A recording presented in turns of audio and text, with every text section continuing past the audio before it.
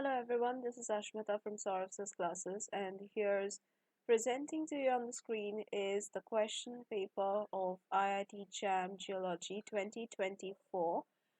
And here we are going to solve a handful of questions. So let's get started. Mass wasting processes are related to which one?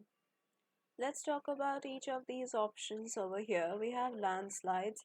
Then the movement of large amounts of rocks and soil down a slope due to gravity is called a landslide. And this is the most common type of mass wasting and can be triggered by various factors like heavy rainfall, earthquakes, or changes in slope stability. Okay. Next we have lahars. Now, lahars are mud flows which are composed of volcanic debris and water, typically flowing down the slopes from volcanoes. So, they are a specific type of landslide which are characterized by their volcanic origin and high fluidity.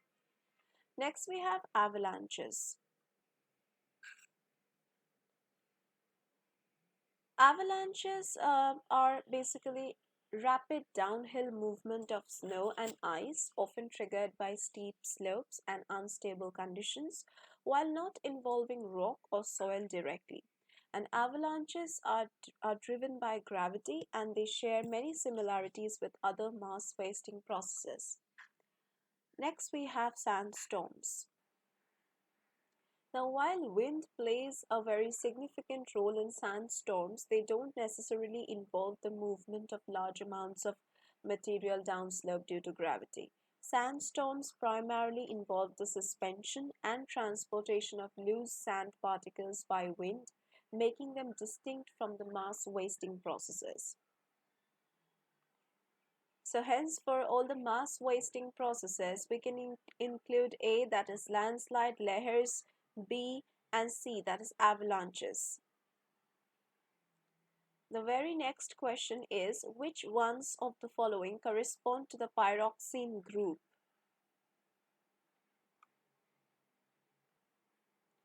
Pyroxenes are a group of rock-forming ignosilicate mineral, okay, which is found in many igneous and metamorphic rocks. So, so they have a general formula of X, Y.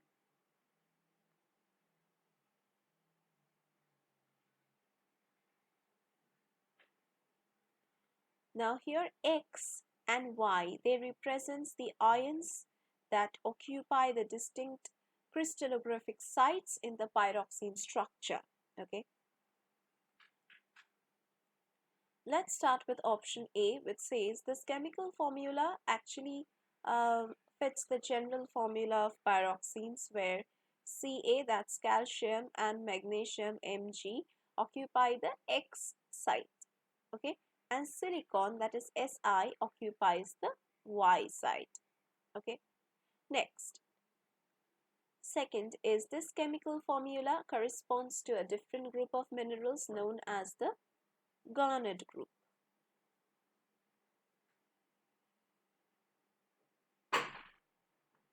Now, garnets have a very different crystal structure compared to pyroxenes, and they do not fit the general formula for pyroxenes. Okay. Next.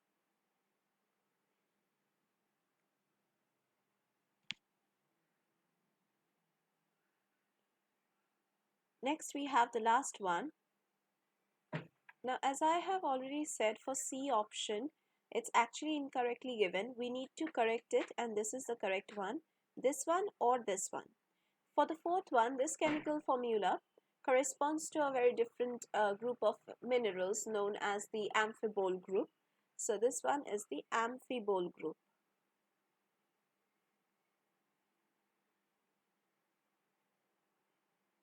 Specifically, the mineral which is called the glaucophane.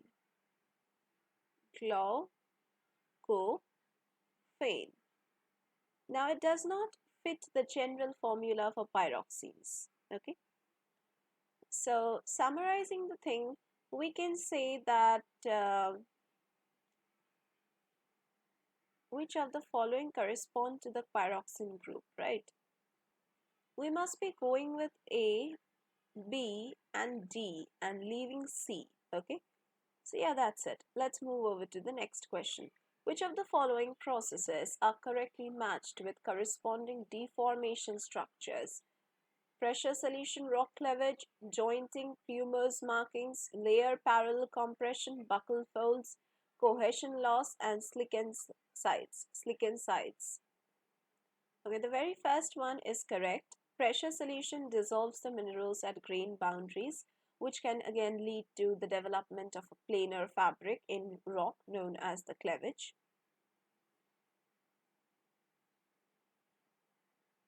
Next, we have the layer parallel compression or the buccal folds. Now, this is also correct. When rocks are compressed parallel to their layers, they can buckle and form the wave-like folds called the buccal folds.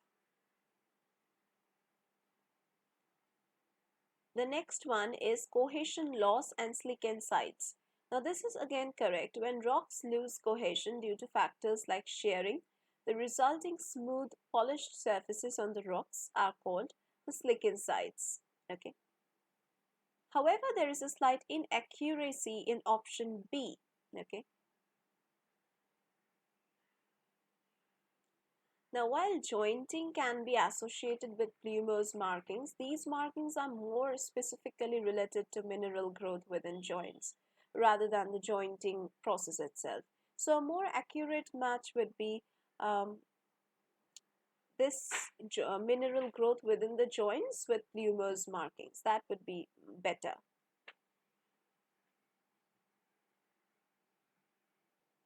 Last question for today's class would be, which ones of the following are formed by brittle deformation?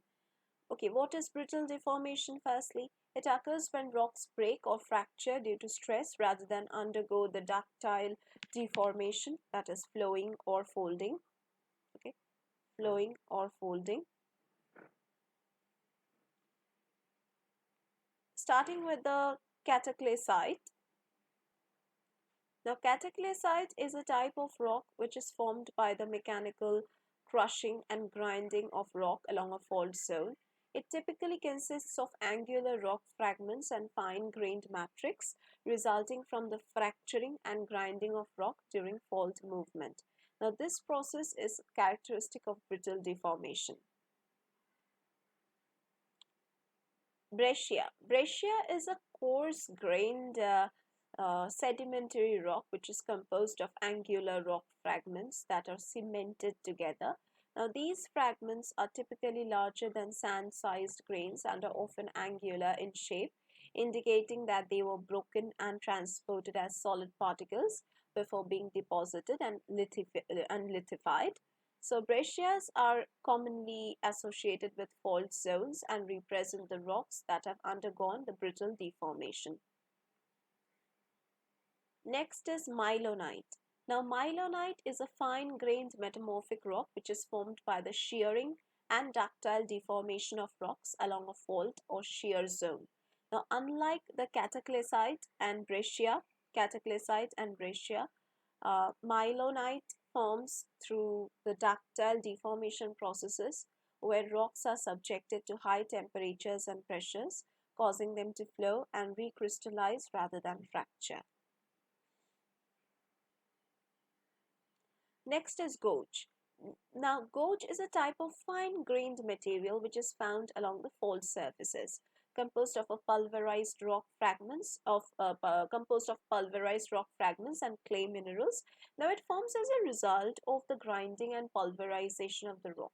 Okay, especially during fault movement. And gouge is a product of brittle deformation and is commonly observed in the fault zones. So, in summary, you can say cataclysite, then breccia, then gouge are formed by the brittle deformation. Okay, and option C, mylonite, is formed by ductile deformation. Okay, that's it. We are going to keep it till here today in this video. Let's meet again in the other videos for this series. And if you are preparing for any kind of government job examination or any kind of entrance examination, then you can join our classes for that. All the details are given in the description box below. Thank you.